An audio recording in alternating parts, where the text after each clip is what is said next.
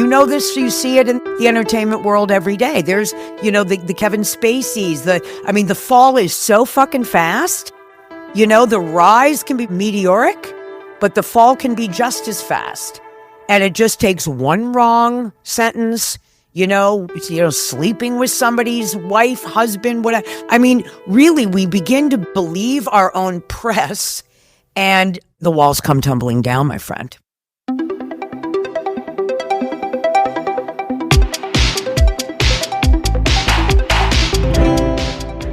This is Cult of Body and Soul, Episode 4, You Create Monsters. In this episode, we'll review instructors making headlines in Page 6 for their ego-driven behavior. We'll also trace how the most divisive presidential election of our time affected the company, plus the departure of its founders, Julie Rice and Elizabeth Cutler.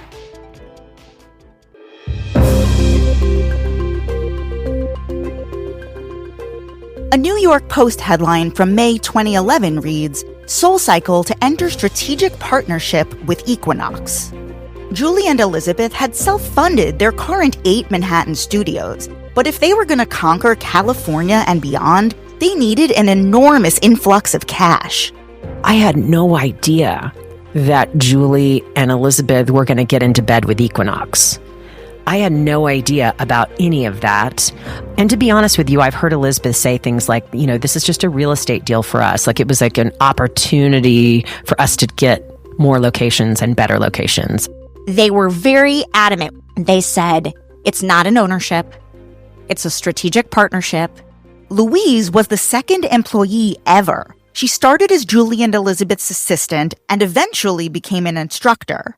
We met her back in Episode 2, A Star is Born. We are still going to be SoulCycle. We're not going to be Equinox. They're going to help us out in these ways, but we are still us.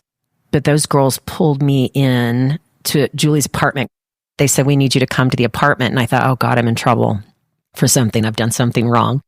Master Instructor Janet Fitzgerald. We sat down and they said, we're doubling your salary.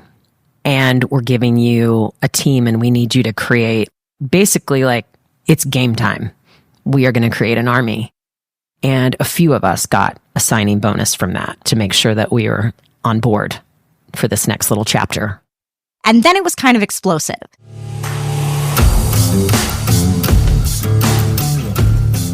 It was like every other month, another studio opened for like 4 months. And then we had to kind of see how those markets were going to grow or change. But it was super exciting. And it felt like there was just a little buzz happening. But on the inside, the core of it didn't feel any different. SoulCycle reached the apex of its popularity between 2011 and 2016. And yeah, it didn't feel any different. Yet. There were pockets of SoulCycle that I would call a cult. Riders of Aken were a cult. Like, they would only ride with Aken, and they would ride 2, 3, 4, 5 of his classes a day. Really powerful SoulCycle instructors, first and foremost, are really good fucking performers. So Aken fucking performed. No instructor inspired a cult of personality more than Turkish tennis prodigy Aken Aman. A complete phenomenon within the existing frenzy that was soul itself. In 2013, SoulCycle poached him from the Crunch Gym where he had been teaching spin for free, just a few blocks away. Aken isn't an instructor. He's a coach. While most instructors taught 12 classes a week, Aken was doing 30. We're talking 6 classes a day, 7 days a week. He rode the bike himself and never needed a day off. He was allegedly the highest paid instructor, approaching $1 million a year. Setting aside how much that costs, first off, I don't even know what you're doing in life that you can ride 3, 4, 5 SoulCycle classes a day, back to back to back to back to back. It's not like we're talking about someone with like, I'm going to go in the morning at 8 a.m. and I'm going to go in the afternoon at 5:30, 6:30. Like, no. Aken would teach like classes in the middle of the day, 10:30, 12:30, 2. Now, he would teach those classes also because he was one of the only ones that could sell them out. So he would sell out everything, no doubt about that. But to me, like, I was like, something's up here, right? I had a front row seat to the Aken phenomenon because his classes typically fell right before or after Stevie's. Girls would follow him from studio to studio, like lemmings. If you are already showing up to a thing that's really hard, there is going to be a little bit of pick-me energy that goes on in the class. You're like, damn, like I want him to notice me. And so the nature of people that you're attracting have that energy. It was a wild thing to see him build his army in front of us at the time, because it was really different from what we were doing in Stevie's class or Janet's class or really any of the instructors that we took at a regular clip. It's hard to describe, but it was like they were an army. They were sort of sharing one mind. Whereas I felt like maybe under Stevie's tutelage, we were a little bit the misfit of whatever the misfit toys. Whereas the Aken riders were all in sync with him. They were a little bit like robots or like AI generated. I thought like it was different. Aken's unique identifier was his speed, choreography, and model looks. I found over time, not only did the choreography get more and more and more complicated in ways that I was like, okay, when we started, this was complicated enough. All of your X's and your Y's and your fronts and your backs and whatever the fuck. Why are we adding to this? I did start to feel it was a little dangerous. Was he teaching SoulCycle? Aken was not teaching SoulCycle, but there were a lot of people that weren't teaching SoulCycle. To this day, there are a lot of people not teaching SoulCycle. He was very charming. He was very handsome, and he had his own method, and it was wild. I think it created the great divide at SoulCycle because there was like all of us on the training team. And there was like, Marvin and Bevan and myself and all these other players. And then there was Aken. And I didn't have an ego about everyone needing to be teaching my method. So I was cool with that. I just think that all of us were wildly, to be honest with you, I think we were all wildly jealous of Aken and his popularity and how many classes he could sell out and like how obsessed everyone was with him. I think all of us were just jealous. In 2019, Page Six broke the news that Aken was leaving SoulCycle. He was opening his own fitness empire called Aken's Army, which is currently thriving in Manhattan. The entirety of his SoulCycle clientele went with him.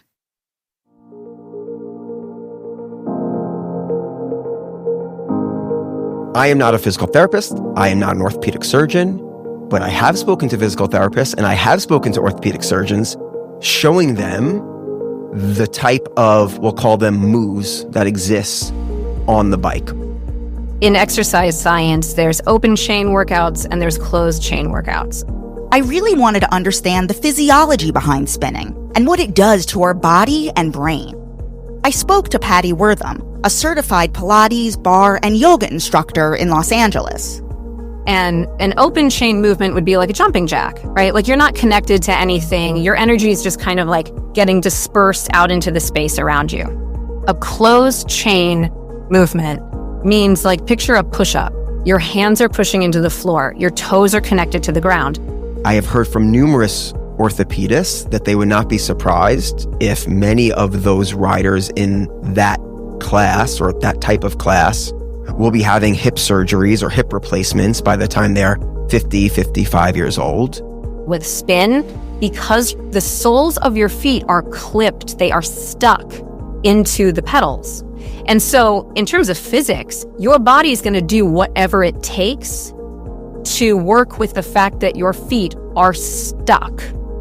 And so that does two things. It compromises the integrity of like whatever position you're in, like your hips, your knees, they're just going to accommodate the fact that your feet have to stay in those pedals. If you think about the workout itself, if your feet are stuck in the pedals and you're going as fast and as hard as you can, the animal in you is having a real fight or flight experience. And to me, a lot of it has just always been a gimmick for social media. Someone's not going to sit there and watch 30 seconds of me climbing a hill. Someone is going to watch my legs moving at a 320 BPM with my hands off of the handlebar. I also happen to be putting all of the pressure of my body on my knees and my joints when I'm doing that, but no one cares because speed looks cool. There's a muscle called your psoas, and your psoas is what connects your legs up into your back and into your hips. And it's the primary muscle of fight or flight in your body. And so if you're working your psoas as hard as you can, and someone's coaching you through, the stakes are so high, this is your life, this is representative of the rest of your day, of the rest of your week, of the rest of your GD life, how do you want to show up? That is a crazy fight or flight experience. You're running from the tiger for 45 minutes with the lights off, and then you fucking survive. You know, like lights back up, you and your pack outran the predator. That's the emotional arc and the adrenaline, the chemical arc of what's going on. The dopamine high from that has got to be bananas. And of course, if you are stressed out of your mind, that might be the one time in the day that you didn't think about your problems. And if that's not addictive, I don't know what is. The founders would often say that SoulCycle is not a fitness company. It's a hospitality and talent company. No one demanded a higher level of hospitality than riders in the Hamptons.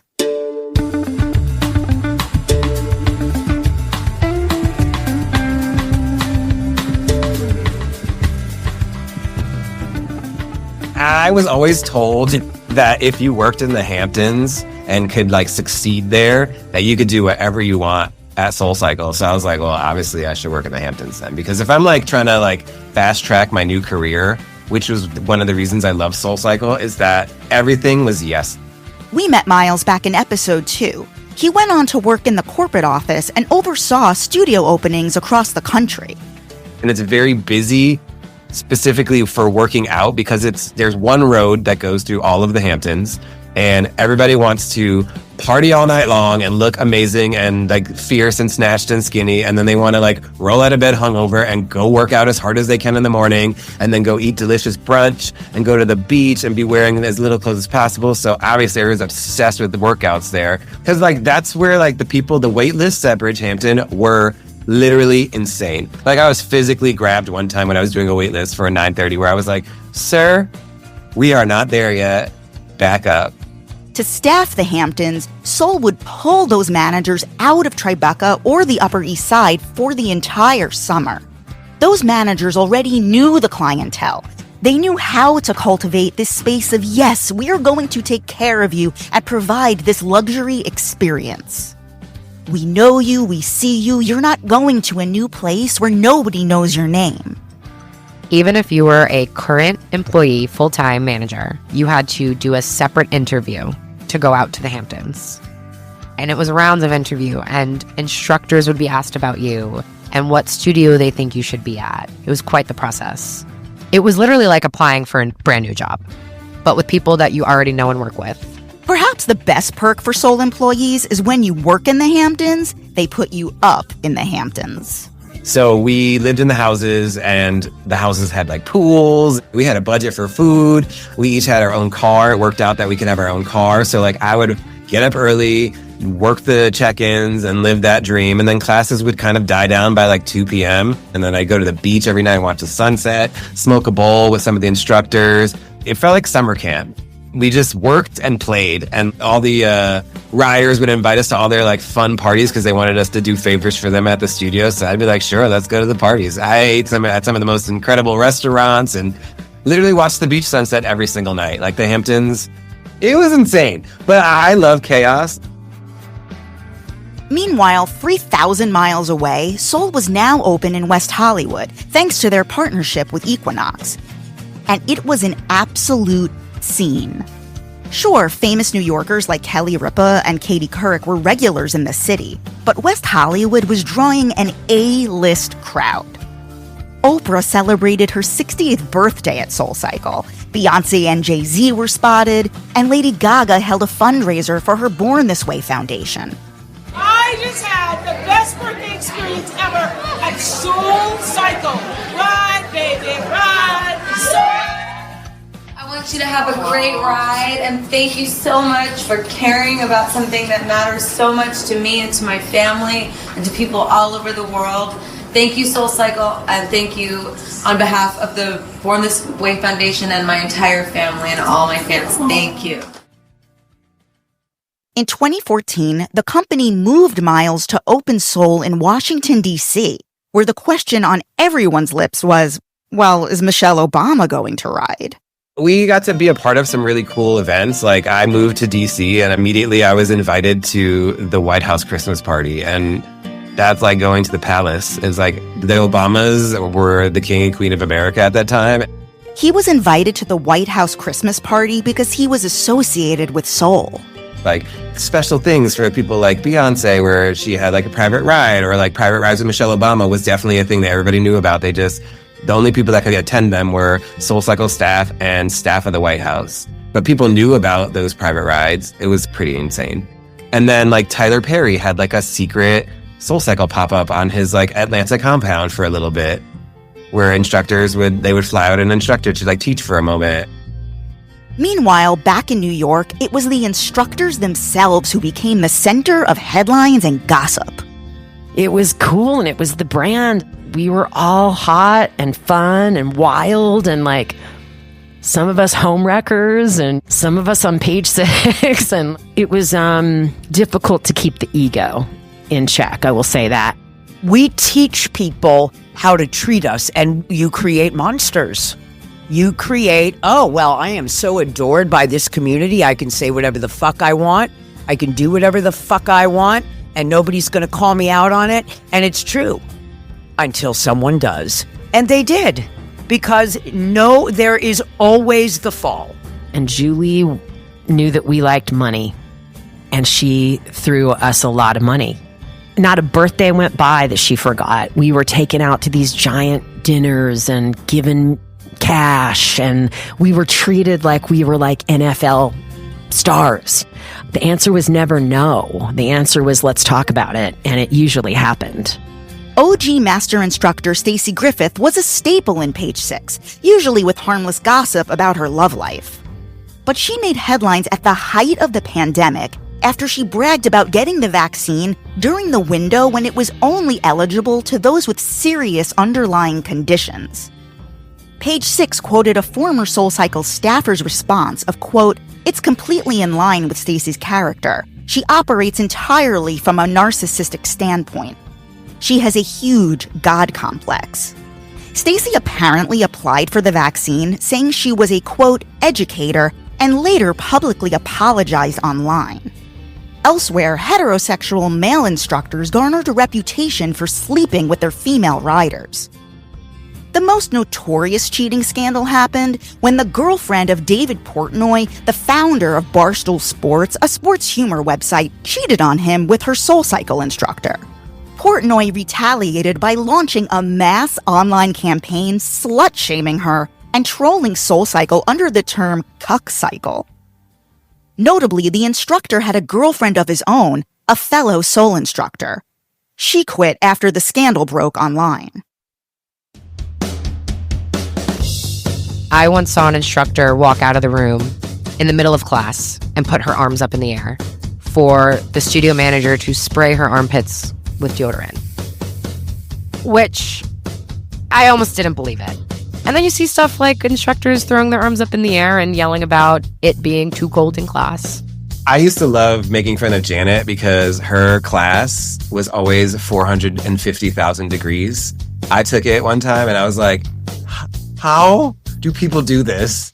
She would always have the heat on at like 80 something. And I remember she used to always come out. And this is after we became friendly, because I was a little scared of Janet at the beginning, because everybody's scared of Janet at the beginning, because she gives you like a be scared of me vibe, but she's harmless and amazing. Yeah, so Janet Fitzgerald is a witch. And I mean that as the highest compliment. She could perform a spell and you're going to live the best life you ever live. Or she'll curse your enemies for you. I look at the senior master instructors at SoulCycle to be wizards and witches. They created magic and emotion, the likes of which I haven't seen again.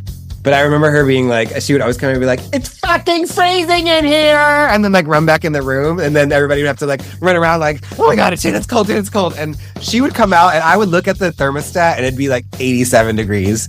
And so one time she came out and she's like, I'm freezing my tits off, Miles. And I came out of the room with a coat. And I was like, it's 87 degrees in there. People are going to die. I'm not turning it up anymore. And then the next time because she came out like maybe 3 times that class. She'd be like, it's fogging up in here. Don't you bring me that fucking coat, Miles. Like, but she'd be on the microphone. So it's like a lot of the instructors would create this banter with the team as well and bring it into the class energy. Miles was integral to building new studios from the inside out. Sound design, acoustics, and even a ritual blessing of the studio with crystals.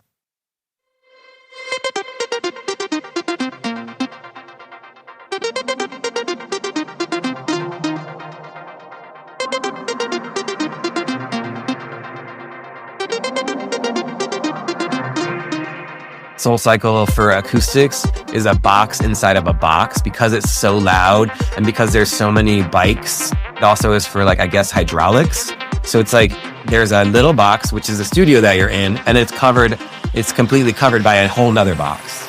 So like that helps with sound, it helps with like shock absorbing. Because I don't know if you've ever noticed inside a room, like if it's a full class, the rooms can sometimes bounce. It's because there's air between the box and the other big box that holds it to protect it from sound and vibrations, because those were also some issues in the future of building studios. Some of the vibrations would travel up into the building. There was real attention set for at least the 4 years that I was doing this job, where like, let's set each studio up for success and make sure everything is like the brand, like the way it looks, the way people are being talked to, the way the sound is coming out, the way instructors are speaking, the way the music is playing, the way so it's not too loud. I mean, even down to like gum, making sure everything had the same thing. I mean, I ate so much Orbit gum in my almost 8 years at SoulCycle that I can't even look at Orbit gum anymore. And I went through phases. There's like the pink gum, the blue gum, the green gum. I never want to see pink bubble Orbit gum ever again in my life because I OD'd on their Orbit gum.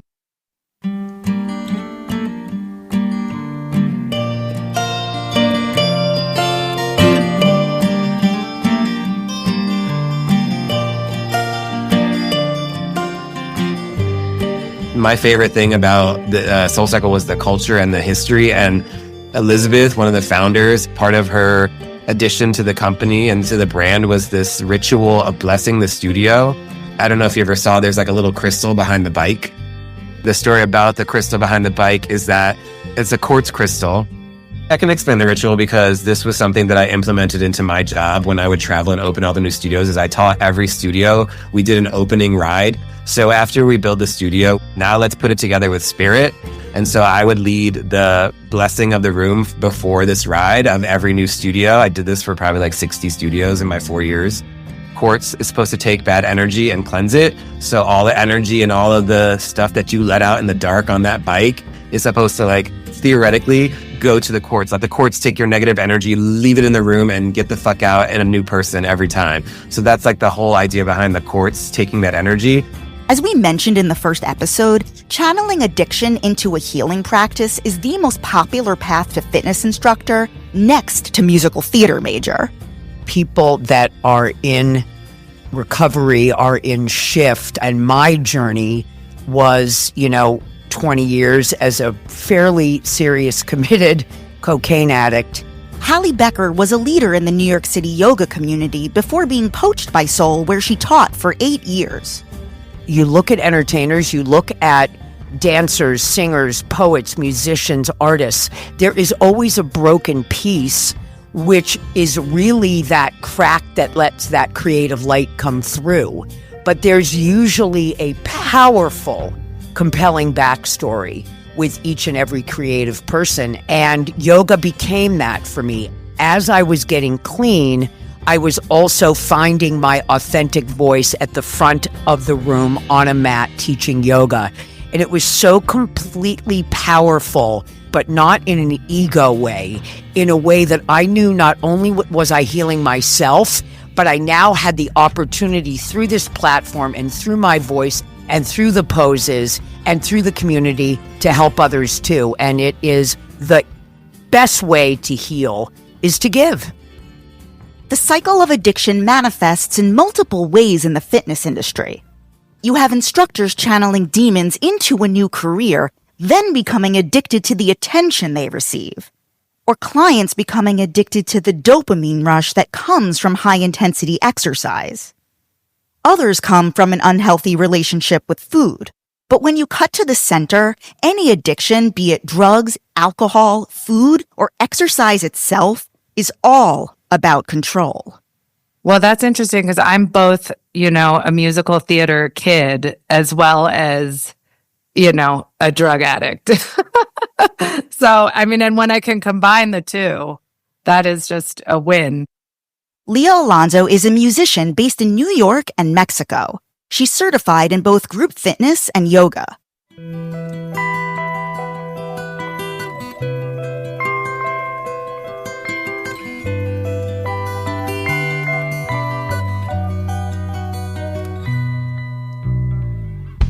The need for extreme experiences, extreme sensations, going all in to a moment. I think that's what we feel when we get a good runner's high. A good workout is also what we feel when we're high on drugs or on stage. So that addiction to intensity that drives people in the fitness profession. Definitely something I've had to look at in my life is like addiction to intensity. I first met Leah 15 years ago when we briefly dated. This was a few years before I discovered SoulCycle and found a mentor in Stevie. Prior to Stevie, Leah was the first person who had the same energy and focus as I did in making the body and spirituality a priority in her life. It's not lost on me that the people I attract have similar characteristics. You might say I love a reformed party girl. Well, when we are running and spinning at varying intensities, we are releasing a lot of happy dopamine chemicals into the brain, which is what addicts, also are chasing. It's that dopamine rush, whether you're getting that from, sex with a stranger or heroin or cocaine, or once you give up that, then the next best thing is the rush of endorphins that are flooding your system when you're doing high intensity exercise. And also when you have the music with it too, moving with the music, it gives you a sense of peace and connection to something greater. That's why people rave. That's why we go to concerts. The concept of false idols and gurus has been mined extensively in pop culture. Look no further than the recent HBO documentary Breath of Fire, which is basically the story of the Elizabeth Holmes of yoga. I did seek out a guru. I really wanted to find someone who was on another level in yoga, a spiritual god with a human body. I went on this 4-month search through India to find a guru. And I don't know if it's my hard-headed Jewish independent woman upbringing, but I didn't find anyone who I felt was I found people I could learn from, but I didn't find anyone who I would be I surrender myself to you, guru. You know what's best, and I'm gonna just be your bitch from now on. I actually had a guy in India, a sadhu, and he wanted to start an ashram with me. And I had been studying with him for a month. And at the end of the month, he was like, if you want to go further on your spiritual journey, I can help you. But he, through sex, he wanted me to have sex with him. And I was like, oh, I'll just stay where I am. I'm enlightened enough for now, I'll stay on the karmic wheel. Well, there's a lot of great instructors that used to be addicts. But even when I think of artists, David Bowie, my favorite artist in the world, struggled with drugs and alcohol. Artists and people who are dancing on the edge of artistry and genius and expression And maybe if it feels like it's too much or it's too intense, then you can use like alcohol or whatever to kind of like bring it down to a more palatable, controllable place. There's a lot of layers to it. I also think like, why are there so many addicts that are tattooed? Maybe there's a certain sense of like needing to feel so intensely again. Like the drug gave me a feeling of so much intensity. So maybe it's like the needle is doing that. I am not model good looking. I'm not even like, I'm character actor good looking. I'm not Brad Pitt. I'm Dennis Franz. And if you're old enough to get that, then congratulations, you win a prize. Noah Shaw was an instructor for over 10 years. I spoke to Noah about male instructors making a habit of sleeping with their married riders. One instructor was allegedly suspended from the schedule and ordered to complete rehab for sex addiction. I've had to rely on my life and my stories and my experiences to create a connection. Now, they started hiring really hot guys, and with that great power comes a responsibility to not fuck everybody who walks in your room, to not fuck other people's wives. That's disgusting. And as the instructors got younger and less soulful, to turn a phrase, they became more surface and they became less careful with their actions.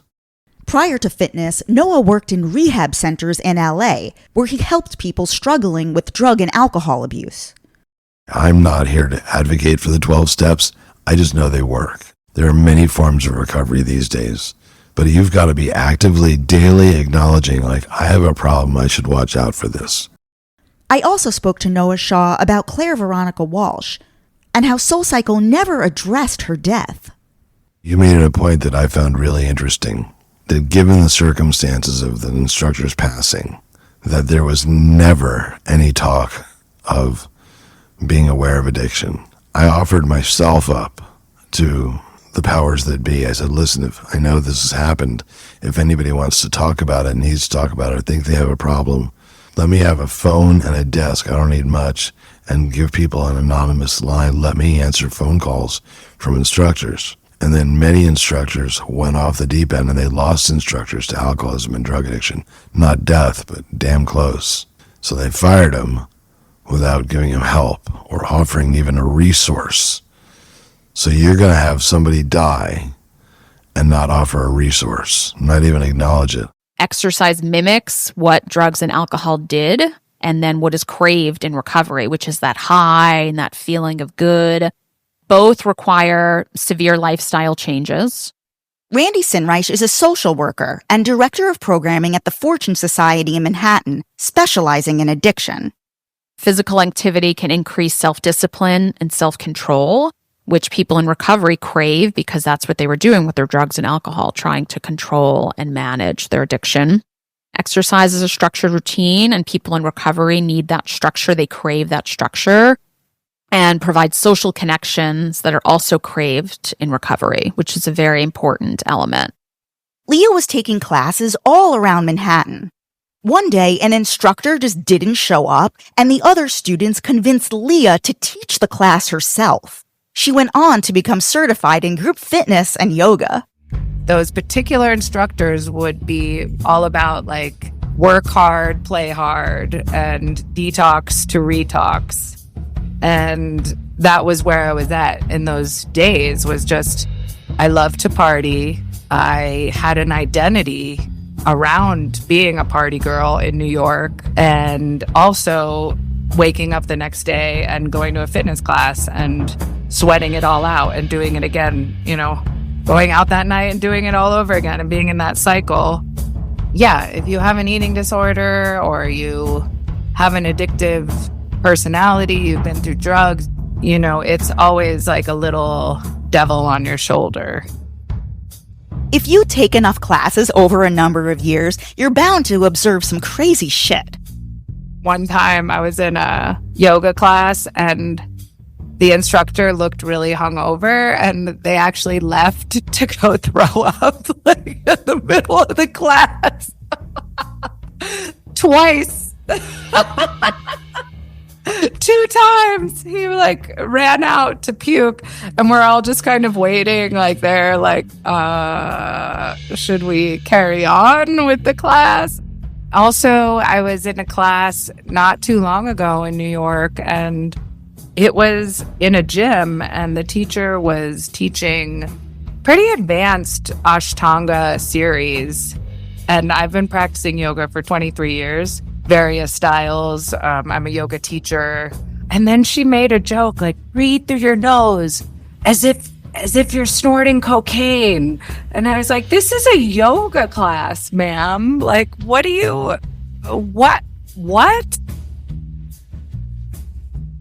The olden days of Leah Party Girl, I would have like laughed and thought that was hilarious. I have done coke after a yoga class at 10:30 a.m. I mean, that was me. I've done that.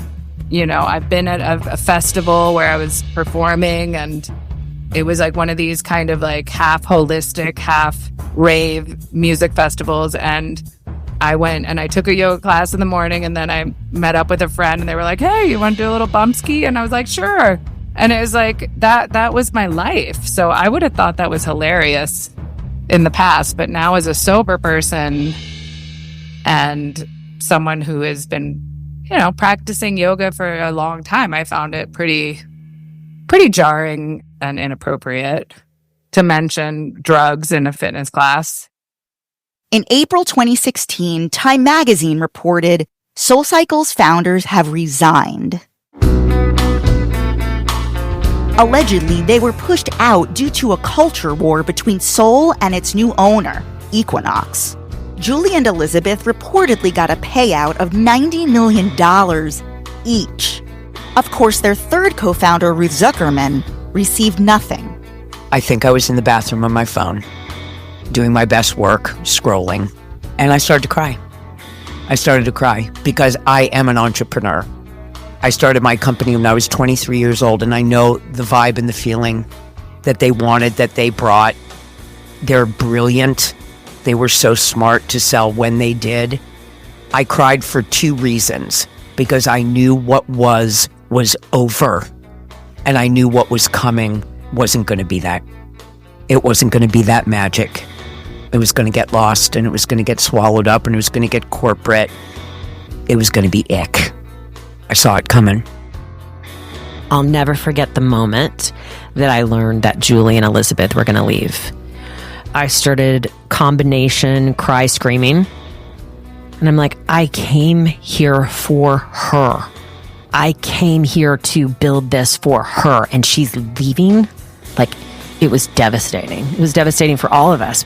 It was obviously not Claire's death, but it was like second. We felt abandoned, and the company was never the same. We paint this picture, right? Because we go like, they were perfect.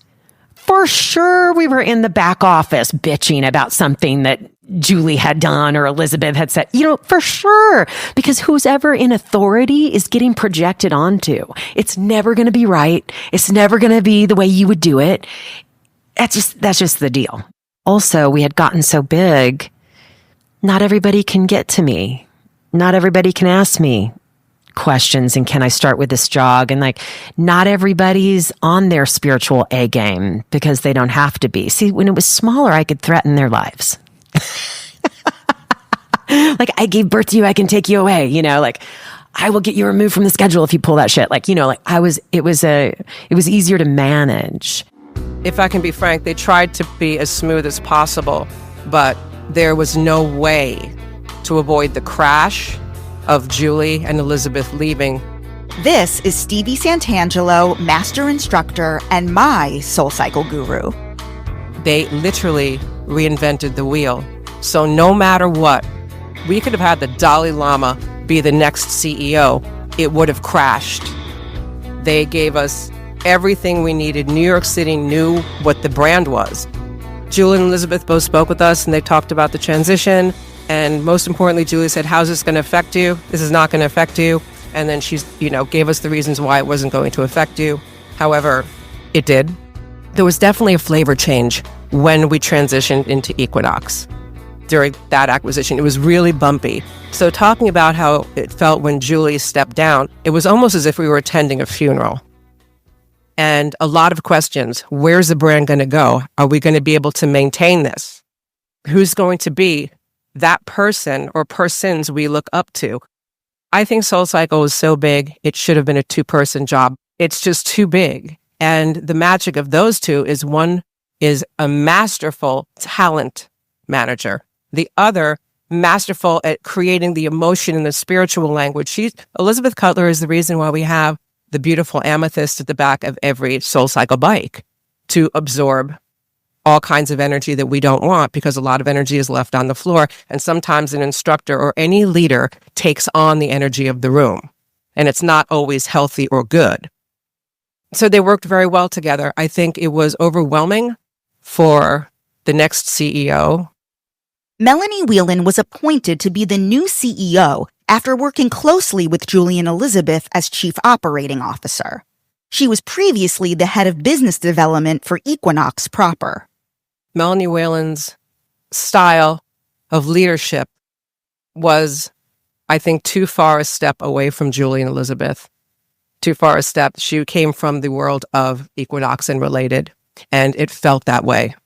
The culture of SoulCycle was always one of inclusion and diversity. We do pride rides, we did, Black history, everything. We just automatically did them.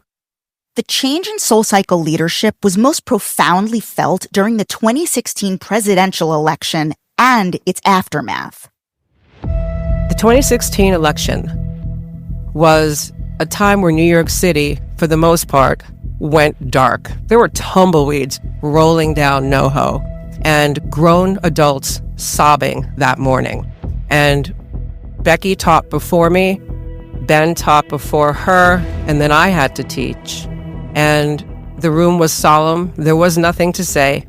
And we received an email from her that was, quite frankly, one of the most tone-deaf things I'd ever read. And in it, it talked about, we can't say anything controversial. We're not there to share any opinions. We have to look and make sure we give the rider everything that they needed. And what she actually said was, don't rock the boat or piss anybody off. She was thinking about them and not us. Employee morale nearly collapsed in 2016 between the timing of Julie and Elizabeth's departure, the election, and the personal politics of their new CEO, Melanie Whelan. Equinox tasked her with significantly expanding the brand. And so it went from something like, 30 or 40 studios to 90, 99 in a matter of like a 2 or 3 year span. Like, that's crazy. And it's crazy because, you could talk about like a company that sells a product, a dry good, right? That you go and pick up and great, that's easy. I'll pick it up. It doesn't change the quality of the product, right? When you have to churn out instructors, more instructors, training groups every 4 weeks or whatever it may be, like that is really tough thing to do, because the question is there that much talent out there, right? Or can you churn out that much talent? I mean, you can't be successful and fill your room when there is a studio at 63rd, 54th, 42nd, 72nd. I mean, you can do the math here. They were like nail salons. They were just popping up, And again, the top teachers, it didn't matter. They could teach in fucking Timbuktu and their classes would sell out. But us normal, still unicorny, but normal teachers, it started to really impact our class size because there were too many classes, too many studios, too many teachers. And then now you've got this corporate acquisition. So they're even looking even closer at the bottom line. And also, you don't have the same quality control that you've had where you had your anchor locations, right? You had New York, you had LA, DC, Boston. Once you start to like expand this like very, very unique experience to Tampa, to Seattle, to the suburbs in Virginia, it gets much, much more difficult to make sure that the quality remains as high as it always was. We did everything we could to keep the integrity, but the truth is I just don't think that anything that big can. Is it possible to do that on such a mass scale? I don't know. The answer is no. You cannot scale exclusivity. Reckoning with that man becoming our president was insane. But what I think it opened up internally was this idea of like, oh, SoulCycle isn't political. Like, don't bring up politics in classes. And on a personal level, I think everything is political. I think that what SoulCycle cultivated was a very queer space, but queer in the general idea of what fitness was for a really long time. And gyms were such a masculine environment. I think SoulCycle being founded by women, being created as that space for women, and eventually a lot of my queer friends, that was their like safest space of a workout too.